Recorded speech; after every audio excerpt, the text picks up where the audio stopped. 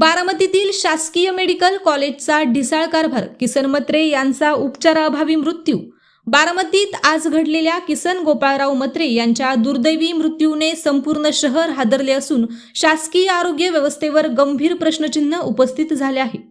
उपचारासाठी आशेने दाखल झालेल्या एका वृद्ध रुग्णाला वेळेत योग्य वैद्यकीय सुविधा न मिळाल्याचा आरोप होत असून या घटनेमुळे बारामतीकरांमध्ये संताप आणि भीतीचे वातावरण निर्माण झाले आहे। 70 वर्षीय किसन मत्रे यांना काही दिवसांपूर्वी अचानक किडनीचा गंभीर आजार उद्भवला होता।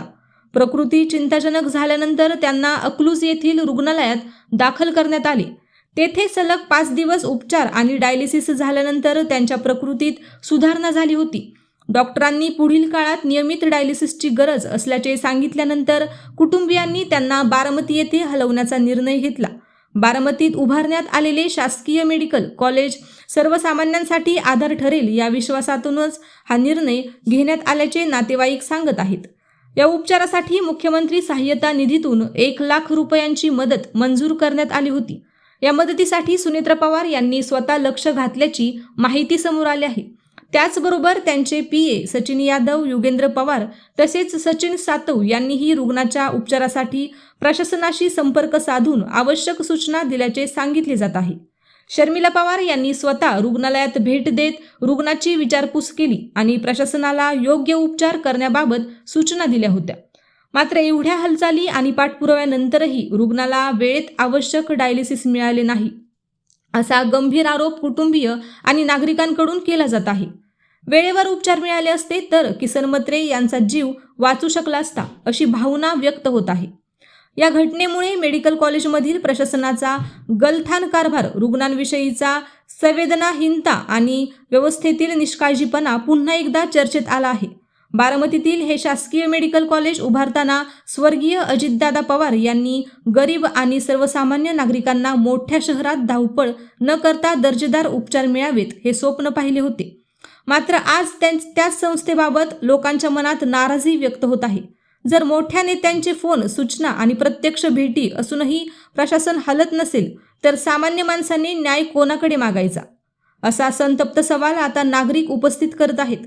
किसन मत्रे यांच्या निधनानंतर बारामतीत आरोग्य व्यवस्थेबाबत अस्वस्थता वाढली असून या प्रकरणाची सखोल चौकशी करून जबाबदारांवर कारवाई करण्याची मागणी जोर धरू लागली आहे।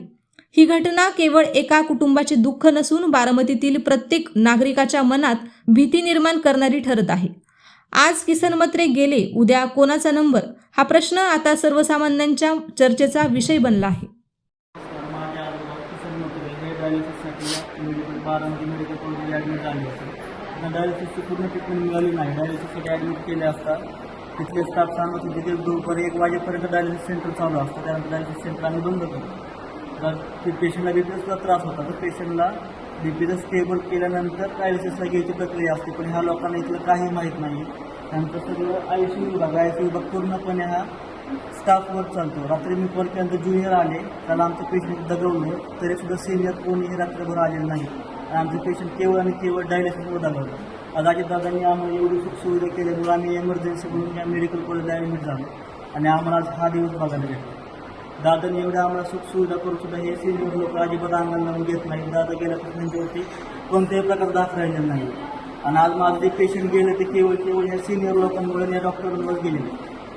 त्यामुळे मला योग्य हा न्याय हवा आणि मला न्याय नाही मिळालं, डॉक्टरांवरती योग्य ती कारवाई नाही झाली तर माझी आंदोलनाला सुद्धा बसायची तयारी आहे। ते केवळ पेशंट ह्यांच्या न लक्ष देण्यामुळे घडलेलं आहे। पेशंटला डायलिसिसची गरज होती, त्यांचं डायलिसिस सेंटर दुपारी 1 वाजता बंद होतं। तिथून पुढे पेशंट कितीही सिरियस झालं तरी ते लक्ष देत नाही।